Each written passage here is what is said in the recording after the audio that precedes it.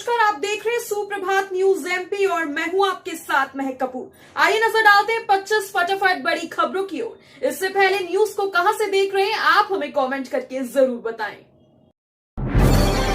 PM Modi की उज्जैन सभा स्थगित, अमित शाह 28 अक्टूबर को करेंगे रोड शो। प्रधानमंत्री नरेंद्र मोदी की 30 अक्टूबर को उज्जैन में होने वाली सभा मंगलवार दोपहर स्थगित हो गई। अब प्रधानमंत्री की जगह गृह मंत्री अमित शाह आएंगे। शाह 28 अक्टूबर को आएंगे।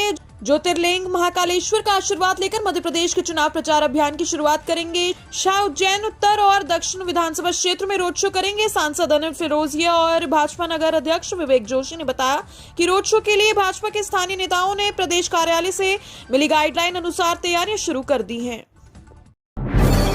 इंदौर के इस चौराहे तक तैयार होगा मेट्रो कॉरिडोर, जल्द शुरू होगा मेट्रो का सफर। मध्य प्रदेश की आर्थिक राजधानी इंदौर शहर में मेट्रो का काम तेजी से पूरा किया जा रहा है। अनुमान लगाया जा रहा है कि 2024 में इंदौर शहर में मेट्रो दौड़ती नजर आएगी। इंदौर की जनता को भी मेट्रो में सफर करने का काफी ज्यादा इंतजार है। इसी वजह से मेट्रो के काम को जल्दी पूरा किया जा रहा है। अभी कई हिस्सों के लिए मेट्रो कॉरिडोर बनकर तैयार हो चुका है, वहीं पटरियां बिछाने का काम किया जा रहा है। बताया जा रहा है कि अब तक दिलीप बिल्डकॉन ने मेट्रो कॉरिडोर के 3 और हिस्से कंपनी ने तैयार कर मेट्रो कंपनी को दे दिए हैं। मध्य प्रदेश में चुनाव की वजह से अर्धवार्षिक परीक्षा आगे बढ़ाने की तैयारी। मध्य प्रदेश में विधानसभा चुनाव की वजह से राज्य शिक्षा केंद्र ने नवंबर में होने वाली अर्धवार्षिक परीक्षा को आगे बढ़ाया जा सकता है। सोमवार को केंद्र के अधिकारियों की बैठक में परीक्षा स्थगित करने पर सहमति बनी, मगर इसके पीछे दूसरी वजह यह है कि परीक्षा से पहले पेपर प्रकाशित करना होता है। उसके लिए जिला स्तर पर टेंडर जारी किए जाते हैं। आचार संहिता होने के कारण टेंडर निकालना संभव नहीं। अधिकारियों के मुताबिक परीक्षा को लेकर अगली तारीख तय हुई है। वैसे जल्द ही आदेश निकाला जाएगा। शिवराज और कमलनाथ 30 अक्टूबर को इंदौर में एक साथ आएंगे। दोनों प्रत्याशियों के नामांकन भरवाएंगे। मध्य प्रदेश में विधानसभा चुनाव की तैयारियां जोरों शोरों पर हैं। मुख्यमंत्री शिवराज सिंह चौहान और पूर्व मुख्यमंत्री कमलनाथ अपनी अपनी पार्टियों के प्रचार के लिए लगातार दौरे कर रहे हैं। 30 अक्टूबर के दिन शिवराज सिंह चौहान और कमलनाथ दोनों ही इंदौर आएंगे। मुख्यमंत्री शिवराज सिंह चौहान इस दिन एक बड़ी रैली के रूप में सभी प्रत्याशियों के नामांकन दाखिल करवाएंगे और पूर्व मुख्यमंत्री कमलनाथ एक सभा को संबोधित करेंगे। मध्य प्रदेश में पोलियो हाई रिस्क के 16 जिले, टीकाकरण विभाग का पोस्टर चर्चा में। प्रदेश में एक बार फिर पोलियो संक्रमण का खतरा मंडरा रहा है। स्वास्थ्य विभाग ने 16 जिलों को पोलियो के लिए हाई रिस्क पर रखा है। यहां विभाग मॉनिटरिंग करने के साथ ही जन्म लेने वाले बच्चों का रिकॉर्ड संभाले हुए है। इन जिलों में भोपाल, इंदौर और ग्वालियर भी शामिल है। इसके चलते स्वास्थ्य विभाग आगामी 10 दिसंबर को विशेष अभियान चलाने जा रहा है। इस दौरान 5 साल तक के बच्चों को पोलियो की दवा पिलाई जाएगी। परिवहन एवं राजस्व मंत्री गोविंद सिंह राजपूत के खिलाफ एफआईआर। मध्य प्रदेश के परिवहन एवं राजस्व मंत्री गोविंद सिंह राजपूत की मुश्किलें बढ़ गई हैं। दरअसल चुनाव आयोग के निर्देश पर सागर जिले के राहतगढ़ थाने में उनके खिलाफ एफआईआर दर्ज की गई। उनका एक वीडियो वायरल होने के बाद ये कार्यवाही की गई, जिसमें वो लोगों से चुनाव के सबसे ज्यादा वोट लेने वाले पोलिंग बूथ को 25 लाख रुपए देने की घोषणा करते नजर आ रहे हैं। इसके बाद उनके ऊपर आचार संहिता के उल्लंघन को लेकर प्रकरण दर्ज किया गया। दशहरे के बाद बदलेगा मध्य प्रदेश का मौसम। सभी जिलों में न्यूनतम तापमान 20 डिग्री से नीचे पहुंचा।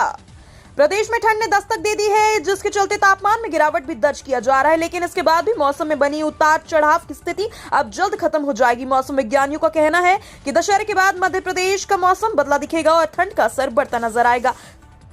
मौसम विभाग के अनुसार वर्तमान में उत्तर भारत क्षेत्र में किसी प्रभावी मौसम प्रणाली के सक्रिय नहीं रहने से मौसम पूरी तरह से शुष्क बना हुआ है। कृषि विश्वविद्यालय में तैयार होगी एरोपोनिक यूनिट। राजमाता विजयराजे सिंधिया कृषि विश्वविद्यालय में एरोपोनिक तकनीक से आलू का बीज तैयार होगा। इसके लिए मंडी बोर्ड द्वारा 9 करोड़ की राशि स्वीकृत भी हो चुकी है, जिसके बाद अब अगले सप्ताह विश्वविद्यालय के वैज्ञानिकों की टीम शिमला के लिए रवाना होगी, जहां से आलू के बीज तैयार करने के लिए पौधा लेकर आएगी, जिसकी मदद से लैब में 6 स्टेज पार करने पर किसान के लिए आलू का बीज तैयार होगा। विश्वविद्यालय प्रबंधन अगले 15 दिनों में एरोपोनिक यूनिट बनाकर तैयार करेगी। कन्या पूजन को नौटंकी कहने पर दिग्विजय पर भड़के शिवराज। विधानसभा चुनाव की सरगर्मियों के बीच नवरात्र के दौरान कन्या पूजन को लेकर अब सियासत शुरू हो गई है। सोमवार को मुख्यमंत्री शिवराज सिंह चौहान ने महानवमी के मौके पर सीएम हाउस में कन्या भोज का आयोजन करते हुए कन्याओं के पैर पखारे। इस पर प्रतिक्रियाएं देते हुए कांग्रेस नेता व पूर्व मुख्यमंत्री दिग्विजय सिंह ने शिवराज को सबसे बड़ा नौटंकीबाज कह दिया। मंगलवार को इस मामले में मुख्यमंत्री शिवराज सिंह चौहान ने दिग्विजय सिंह पर करारा पलटवार किया। एसबीआई का खास तत्काल पेंशन प्लान, मौज में कटेगा बुढ़ापा। SBI लाइफ प्लान अनेक प्रकार की योजनाएं चला रहा है, जिसके तहत रिटायरमेंट के बाद वित्तीय सुरक्षा की गारंटी देता है। कई लोग बिना किसी प्लानिंग के रिटायर हो जाते हैं, जिसके बाद खर्चों की चिंता सताने लगती है। तत्काल स्थिति में भी रेगुलर इनकम यानी पेंशन का लाभ उठाया जा सकता है। इसमें आपकी मदद SBI life smart unity plus कर सकता है। स्वयं पोर्टल से संचालित पाठ्यक्रमों की परीक्षा समय सारणी जारी। केंद्र के स्वयं पोर्टल के माध्यम से आयोजित होने वाली परीक्षाओं के लिए समय सारणी जारी कर दी गई है। इस संबंध में उच्च शिक्षा विभाग ने सभी विश्वविद्यालय और कॉलेजों को निर्देश जारी कर दिए हैं। इसमें कहा गया है कि सभी कॉलेज और विश्वविद्यालय UGC के पत्र का अवलोकन करें। इस पत्र के द्वारा विश्वविद्यालय अनुदान आयोग ने भारत सरकार के स्वयं पोर्टल के माध्यम से संचालित विभिन्न कोर्स में जनवरी-जुलाई 2023 सेमेस्टर के लिए पंजीकृत विद्यार्थियों की मार्च-जुलाई 2024 में आयोजित सेमेस्टर परीक्षा के लिए समय सारणी जारी की है। विभाग ने सभी कुलसचिव एवं प्राचार्यों को निर्देश दिए हैं। कांग्रेस को झटका, शिवपुरी अशोकनगर के बड़े नेताओं ने दिया इस्तीफा, संध्या के सामने ली भाजपा की सदस्यता। विधानसभा चुनाव की तारीख नजर आ रही है और उधर नेताओं के बीच घमासान युद्ध नजर आ रहा है। टिकटॉक की घोषणा के बाद रूठना मनाना, पार्टी छोड़ना, यह सब जारी है। आज मंगलवार को दशहरे के दिन शिवपुरी अशोकनगर के बड़े नेताओं ने कांग्रेस को अलविदा कह दिया। इन नेताओं ने जयविलास पैलेस पहुंचकर सिंधिया के सामने भाजपा की एक सदस्यता ग्रहण कर ली। नेताओं ने कहा, हमसे उस समय भूल हो गई जो हम इस समय सुधार रहे हैं। अब कभी महाराज का साथ नहीं छोड़ेंगे। सीएम शिवराज सहित इन बड़े नेताओं ने दी दशहरे की बधाई। मध्य प्रदेश के दिग्गज नेताओं ने प्रदेशवासियों को विजयदशमी की बधाई दी है। इस बधाई में राजनीतिक संदेश छिपे हैं। मुख्यमंत्री शिवराज सिंह चौहान ने प्रार्थना की है कि भगवान श्री राम हम सभी को अपने भीतर व्याप्त अहंकार, क्रोध और लोभ रूपी रावण के विनाश का सामर्थ्य और अपने समस्त मानवीय कर्तव्यों के निर्वहन का सामर्थ्य प्रदान करे। वहीं PCC चीफ ने चुनावी माहौल में बधाई देते हुए जनता से अपील की है कि हम मिलकर सत्य का साथ दें।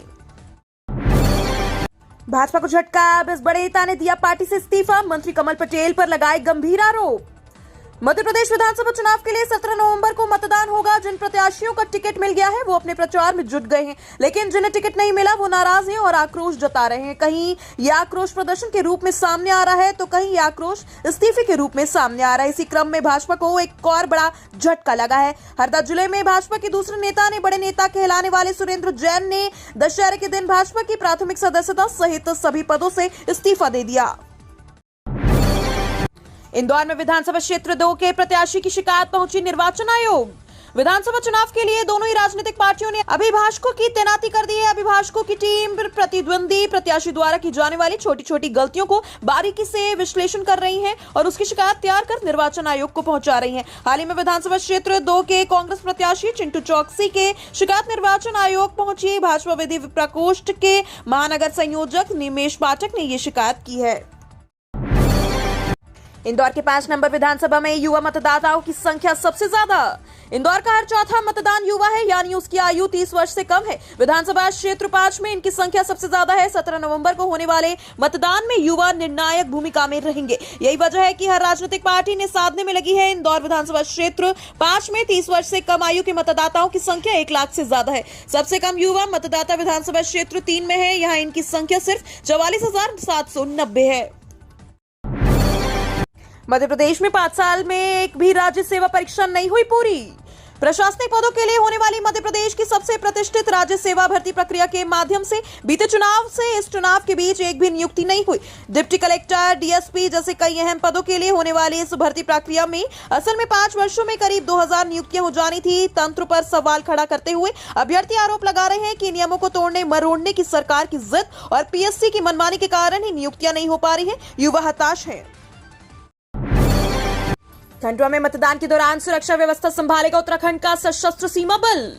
खंडवा जिले के चारों विधानसभा चुनाव में शांतिपूर्ण मतदान पूर्ण कराने के लिए पुलिस प्रशासन की कड़ी सुरक्षा रहेगी। मतदान केंद्रों पर उत्तराखंड से आए केंद्रीय सशस्त्र सीमा बल के जवान तैनात रहेंगे। सुरक्षा बल के जवानों को विशेष रूप से संवेदनशील मतदान केंद्रों पर तैनात किया जाएगा। बुधवार को शहर के प्रमुख स्थलों से सुरक्षा बल के साथ प्रमुख अधिकारियों ने फ्लैग मार्च निकाला। विधानसभा चुनाव को लेकर एक तरफ जन निर्वाचन कार्यालय द्वारा मतदान से संबंधित तैयारी पूरी की जा रही है।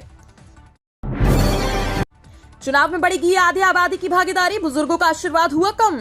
विधानसभा चुनाव 2023 में इस बार 80 साल से अधिक आयु के 17,505 वोटर मतदान करेंगे। पिछले चुनाव में यह संख्या 22,065 थी, लेकिन इस बार अंतिम मतदाता सूची में 4560 नाम हटाए गए। इसी प्रकार 7,67,263 महिला मतदाता अपने मताधिकार का प्रयोग करेंगी। पिछले चुनाव में इनकी संख्या 7,36,716 थी। इसी संख्या में 29,549 का इजाफा हुआ है। जिले के सर्वाधिक महिला मतदान ग्वालियर पूर्व विधानसभा क्षेत्र में है, जिनकी संख्या 1,55,261 है। वहीं दूसरे नंबर ग्वालियर विधानसभा क्षेत्र है।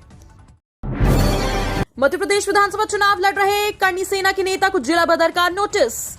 मध्य प्रदेश के विधानसभा चुनाव में करनी सेना 50 से ज्यादा सीटों पर चुनाव लड़ने का ऐलान कर चुकी है। करनी सेना के प्रदेश अध्यक्ष जीवन सिंह शेरपुर खुद रतलाम जिले की जावरा सीट से विधानसभा चुनाव लड़ रहे हैं। उन्हें रतलाम जिला प्रशासन ने जिला बदर का नोटिस जारी कर दिया है। दूसरी तरफ करनी सेना ने इस कार्यवाही को राजनीति से प्रेरित बताया। मध्य प्रदेश के विधानसभा चुनाव में भारतीय जनता पार्टी और कांग्रेस की ओर से करनी सेना परिवार को हिस्सेदारी नहीं मिलने की वजह से अब करनी सेना निर्दलीय प्रत्याशियों को मैदान में उतार रही है। दिवाली से पहले राज्य कर्मचारियों ने की केंद्रीय कर्मचारियों के समान महंगाई भत्ते एवं बोनस की मांग। दिवाली पर महंगाई भत्ता और बोनस की उम्मीद लगाकर बैठे राज्य सरकार के कर्मचारियों में सरकार की चुप्पी से मायूसी है। केंद्रीय कर्मचारियों को महंगाई भत्ता और बोनस मिलने में उनमें उत्साह का माहौल है, लेकिन प्रदेश में कर्मचारियों को आर्थिक लाभ में असमानता से उनमें निराशा है। केंद्र के 1,16,00,000 से अधिक कर्मचारियों एवं सेवानिवृत्त कर्मचारियों को अक्टूबर के वेतन में 3 महीने का नगद एरियर और 4% महंगाई भत्ता राहत मिलेगी। 6 महीने में 38 बार वंदे भारत पर पथराव, 16 बार बदले गए कांच। रानी कमलापति स्टेशन से ग्वालियर होते हुए हजरत निजामुद्दीन तक जाने वाली ट्रेन क्रमांक 201712 2017 वंदे भारत एक्सप्रेस पर 6 महीने में 38 बार पथराव की घटनाएं सामने आई। सबसे ज्यादा घटनाएं आगरा से झांसी रेलखंड के बीच हुई हैं। इन घटनाओं में 30 बार ट्रेन की खिड़कियों पर लगे कांच को नुकसान हुआ, जिनमें से 16 बार कांच अभी तक बदले गए हैं। गत रविवार को ट्रेन पर पथराव हुआ। घटना के बाद आरपीएफ के जवान एक बार फिर सक्रिय हो गए हैं। कमलनाथ की मौजूदगी में इंदौर जिले के कांग्रेस उम्मीदवार 30 अक्टूबर को दाखिल करेंगे नामांकन। जिले के कांग्रेस प्रत्याशी पूर्व मुख्यमंत्री कमलनाथ की मौजूदगी में एक नामांकन दाखिल करेंगे। चुनावी कार्यक्रम घोषित होने के बाद नाथ का पहला इंदौर दौरा तय हो गया है। 30 अक्टूबर को कमलनाथ इंदौर पहुंचेंगे। सुबह से दोपहर तक करीब 3.5 घंटे में वे उम्मीदवारों का नामांकन तो दाखिल करवाएंगे ही, चुनावी सभा को भी संबोधित करेंगे। दशहरे पर 1300 रुपए गिरे चांदी के दाम, सोना भी उतरा। इजराइल हमास से युद्ध की गतिविधियां कमजोर पड़ते ही मूल्यवान धातु सोना चांदी के भाव में नीचे आना शुरू हो गया है। इससे पहले सोना चांदी के भाव में अप्रत्याशित तेजी आ रही थी। चांदी जहां पर फिर से 73,000 रुपए किलो के अंदर आ गई है, वहीं सोना भी 62,000 रुपए प्रति 10 ग्राम के अंदर आ गया है। मंगलवार को आरटीजीएस में चांदी 72,600 रुपए किलो और सोना 61,900 रुपए प्रति 10 ग्राम रहे।